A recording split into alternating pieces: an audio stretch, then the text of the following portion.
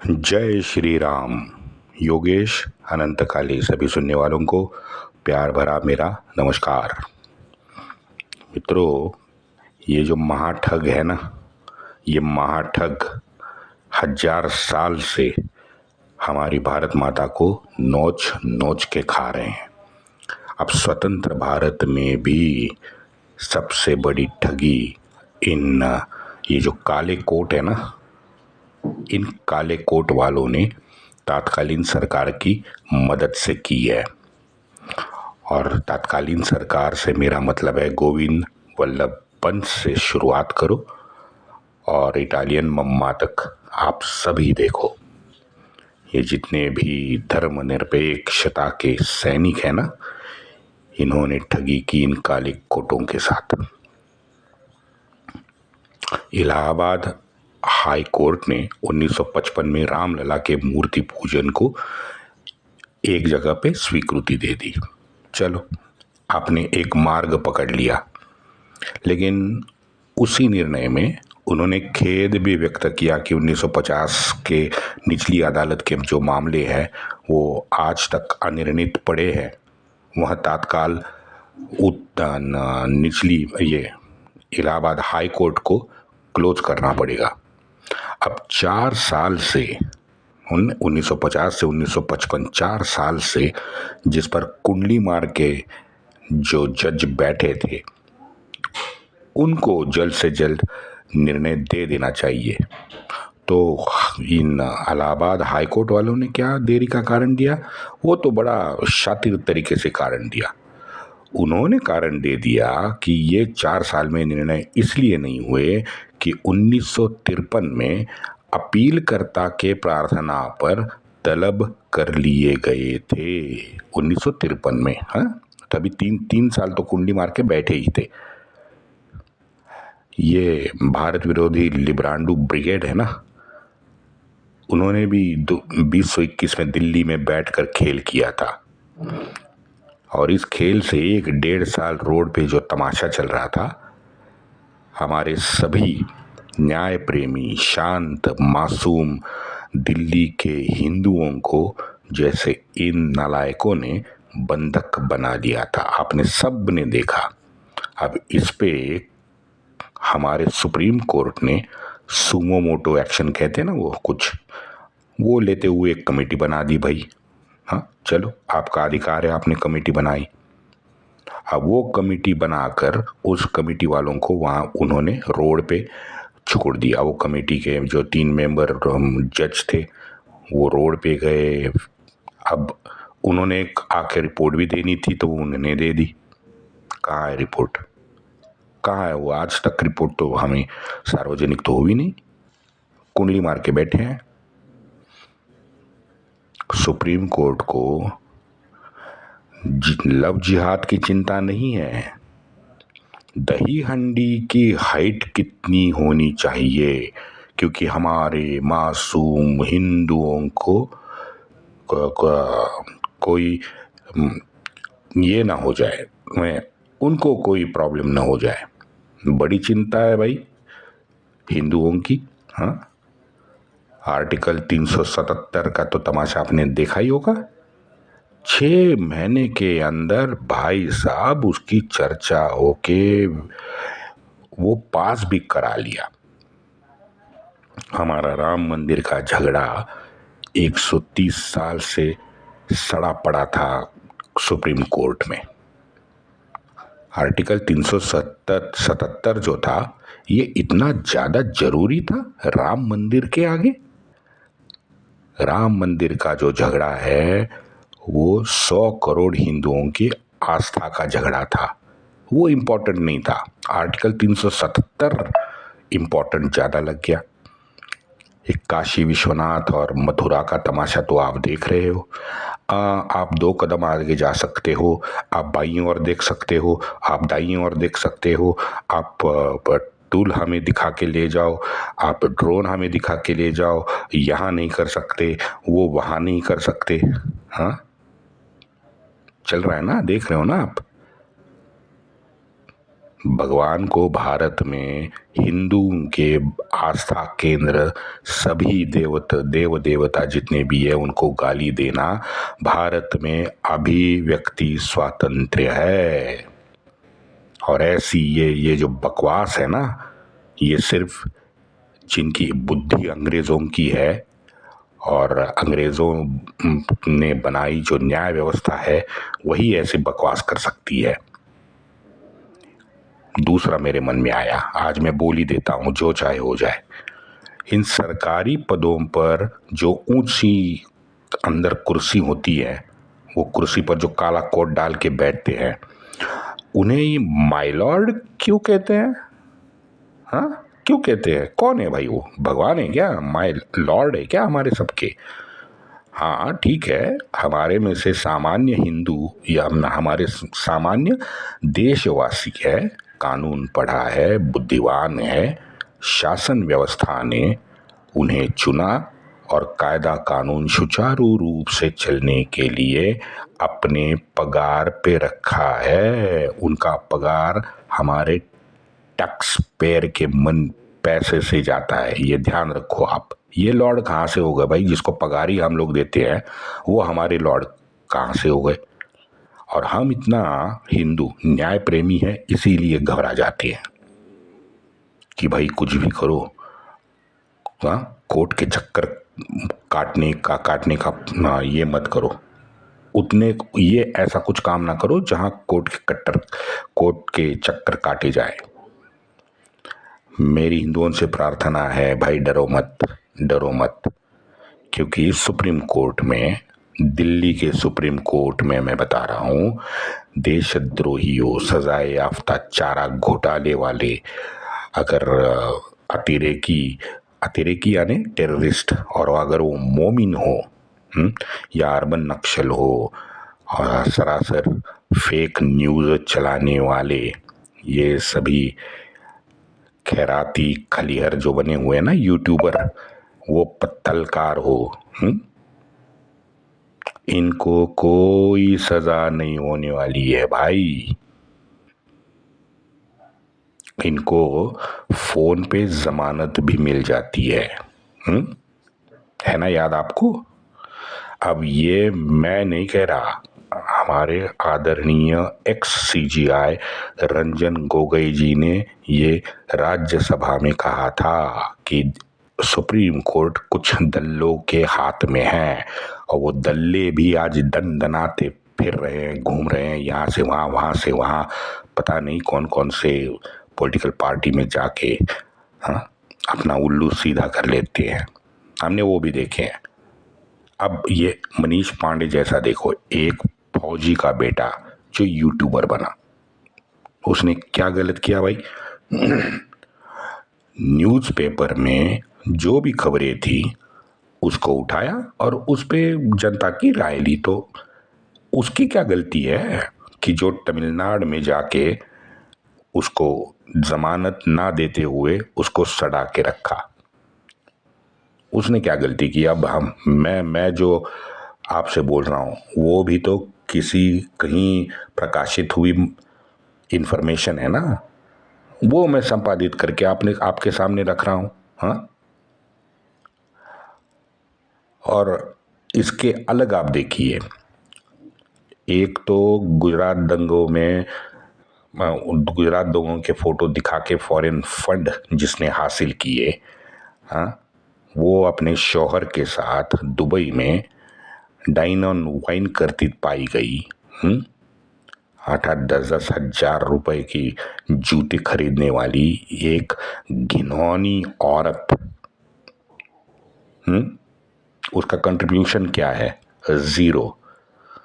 हाँ, बताते हैं उसका बाप CGI था कुछ, क्यों वो भी इन काले कोट जो डालते हैं ना उनके परिवार से कुछ बड़ा आदमी था। तो ये नाम भी लेता हूँ, ये घिनौनी औरत का नाम है तिस्ता सीतलवाड़, जिसने बहुत बहुत ज़्यादा झूठ बोल के फॉरेन से फंड इकट्ठा किया है, और उस पे आज ये आरोपी है। इसने वो फॉरेन फंड इकट्ठा किया अपने NGO के तहत और अय्याशी की। अब इस जैसी घिनौनी औरत को फोन पे हमारे यहाँ जमानत दी जाती है। गजब है ना। और इन लोगों को हम मिलॉर्ड कहें क्यों भाई? मिलॉर्ड क्यों कहें? सीजीआई को चीफ जस्टिस ऑफ इंडिया, बस बात खत्म भाई। आप 1.5-2 साल के लिए हो, वो कुर्सी की हमको ये है, रिस्पेक्ट है, कुर्सी का मान सम्मान है। CGI, chief justice of India, वो वहाँ पे XYZ कोई भी बैठता है, मुझे कोई फर्क नहीं पड़ता, क्योंकि वो सीजीआई का पद जो है वो जनता के लिए है। हाँ, तो मिलॉर्ड कहाँ से बन गई? मैं चाहता हूं कि हमारी संसद ये मिलॉर्ड शब्द ही गायब करे। वकील साहब को, हाँ साहब को कोई प्रॉब्लम नहीं है, बस क्योंकि उस बुद्धिमान है, पद पे बैठा है, तो रिस्पेक्ट के तौर पे साहब को, कि भाई जज साहब को, वकील साहब को, मुझे कोई प्रॉब्लम नहीं है। ये मिलॉर्ड शब्द कृपया न्याय व्यवस्था से हटा दीजिए, मेरी मांग है।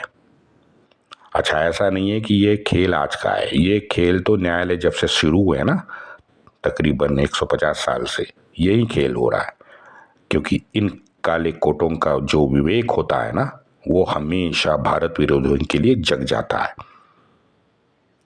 पता नहीं ये इतना अगर सुने और मेरी उतनी अगर पहुंच कहीं कभार हो जाए तो मुझे भी इसके लिए अब अंदर कर देंगे।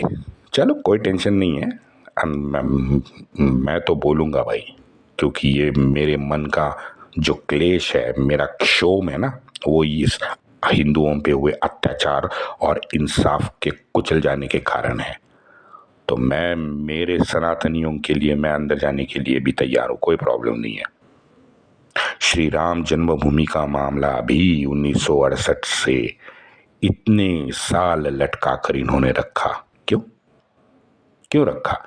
कोई पूछने वाला नहीं है। अनाप शनाप कुछ ऐसे कारण बक देते हैं। हाँ, उसमें कॉमा नहीं था, उसमें यदि इफ की जगह यदि लिखा था वगैरह, कुछ भी अनाप शनाप बकते हुए इन्होंने वो लंबित करके रखा। अच्छा, पहले मुकदमे के हमारे वादी थे गोविंद सिंह विशारद जी। ये पूज्य महाराज तो निर्णय के प्रतीक्षा करते करते ही स्वर्गवास सिधार गए। दूसरे हमारे थे वादी पूज्य परमहंस रामचंद्र दास जी, वो छोड़ के तो 92 तक जिन्होंने भी, जो भी वादी थे, उसमें से कोई जीवित नहीं बचा था। हाँ, सभी न्यायालय के निर्णय की प्रतीक्षा करते करते स्वर्गवास सिधार गए। अब 68 के बाद इन 50 साल में मुकदमे 1 से अब 5 हो गए भाई, क्योंकि इसके बीच में अभी निर्मोही अखाड़ा था, वो भी अखाड़े में कूद गया। अच्छा, सुन्नी वक्फ बोर्ड ने 18 दिसंबर 1961 को एक नया दावा कोर्ट में ठोक दिया। उन्होंने कह दिया कि प्रार्थना की कि भाई मूर्ति या तो आपको हटवानी पड़ेगी जो 1950 में सामने आई थी। अब मजाक देखो, मजाक ये है कि निरुद्ध अधिकार की 12 वर्ष की जो वक्फ बोर्ड की सीमा थी, उसे समाप्त होने से मात्र 4 दिन पूर्व उन्होंने ये अपील दायर कर दी। दूसरा, कायदे से वो ढांचा शिया मस्जिद कहा गया, कायदे से कहा गया, लिखा गया। अब सुन्नी वहां भी बीच में पड़ गए।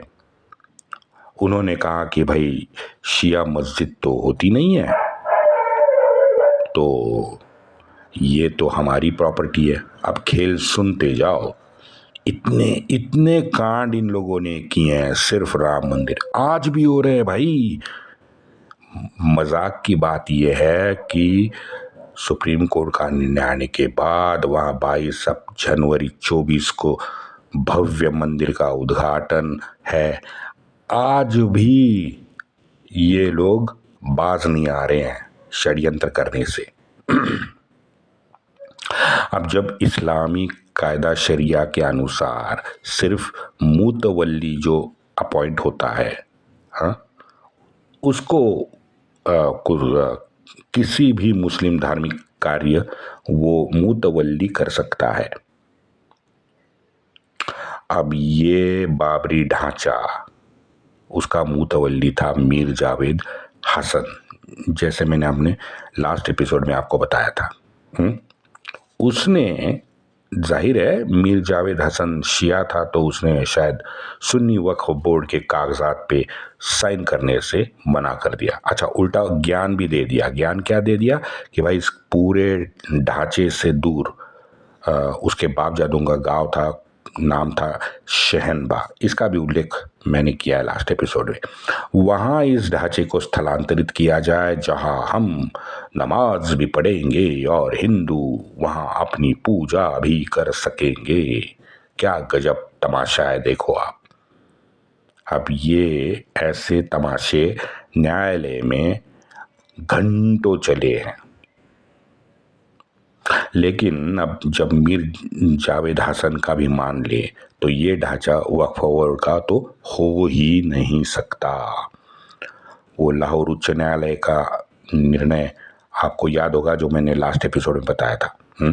अब उस निर्णय को याद करते करते एससी ने कहा, हमारे सुप्रीम कोर्ट ने कहा कि भारत में मस्जिद एक अचल संपत्ति है तथा हिंदुओं के 1946 के कब्जे के बाद वहां पूजा करने का मुस्लिम अधिकार समाप्त होता है, क्योंकि वो उनका पूजा स्थल अब नहीं रहा है। उनकी धार्मिक मान्यता के अनुसार उन्हें पूजा स्थल मानने से उनका समाज मना कर देता है, क्योंकि आसमानी बुक में ये लिखा है। अच्छा चलो, पांचवा मुकदमा दायर किया देवकी नंदन अग्रवाल जी ने, और ये देवकी नंदन अग्रवाल जी ने पांचवा मुकदमा श्री राम के नाम से ही 1986 में कोर्ट में दाखिल किया।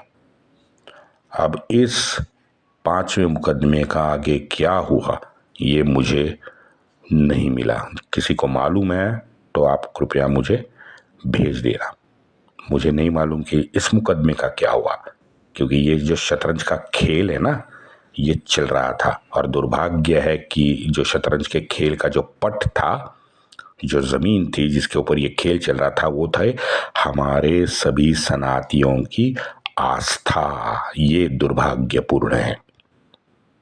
21 जनवरी 1986 को श्रीयुत उमेश चंद्र पांडेय जी ने फैजाबाद में श्री राम जन्मभूमि के ताले खोलने की प्रार्थना की। 28 जनवरी को मुंसिफ न्यायालय में ऐसा आदेश देने से उनको मना कर दिया। इन्होंने तुरंत एक नया प्रार्थना पत्र फैजाबाद के जिला जज को दे दिया, और मात्र 3 दिन में 1 फरवरी को फैजाबाद के जो जिला जज थे उसने उत्तर प्रदेश सरकार को ताला खोलने का आदेश दे दिया, और आदेश में आगे कहा कि हिंदुओं की पूजा एवं दर्शन में किसी भी प्रकार की बाधा नहीं पहुंचनी चाहिए। चमत्कार हुआ। अब इसके विरुद्ध कोई भी, ये बात बड़ी बड़ी मजेदार है मित्रों, सुनो। इस जज ने 3 दिन में ऑर्डर दिया ताले खोलो। एक जादू की जो छड़ी होती है ना, वो घूम गई। चमत्कार हुआ। इस आदेश के विरुद्ध कोई भी हाई कोर्ट हो, सुप्रीम कोर्ट हो, उसमें कोई नई याचिका दायर नहीं हुई 3 दिनों में। 3 दिन 72 घंटे थे। यहाँ तो रात को 2-2 बजे यूसुफ मेनन के लिए कोर्ट खोले गए, याद है ना आपको, जिसको सुबह 5 बजे फांसी देने वाले थे। उसके लिए भाई, उसके प्रेम के लिए, उसके अभिव्यक्ति स्वातंत्र के लिए, मानवता के लिए, मानव अधिकार के लिए रात को 2 बजे हमारे कोर्ट खोले गए। ऐसा हमारा महान कोर्ट है। 72 घंटे में कोई याचिका दाखिल नहीं हुई।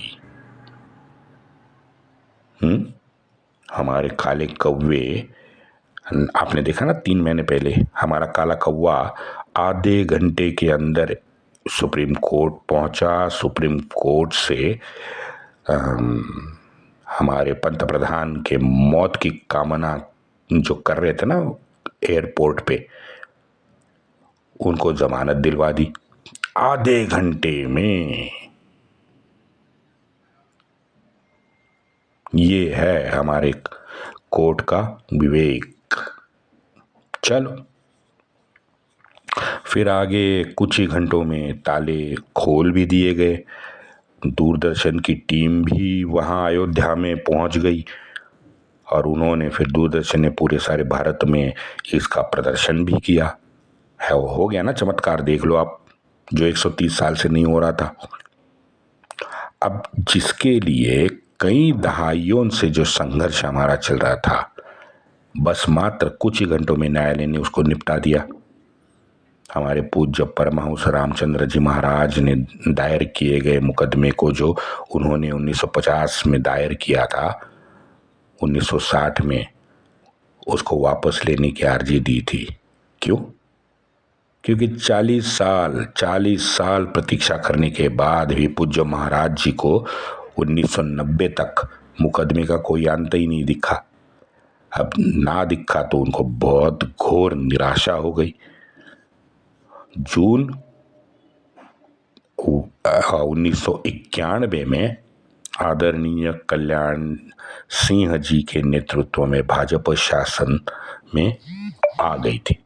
उन्होंने अक्टूबर 1991 में राम जन्मभूमि के निर्माण के प्रश्न को ढांचे से अलग कर दिया और वो 2.77 एकड़ जो जमीन थी उसका अधिग्रहण सरकार ने कर लिया।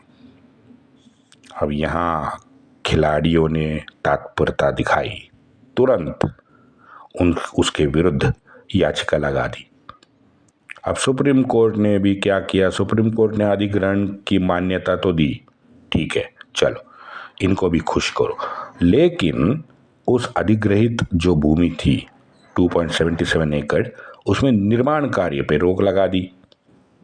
अब और एक खेल देखो, जमीन अधिग्रहण जो हुआ है उसको मान्यता दे दी, लेकिन निर्माण कार्य पे रोक लगा दी।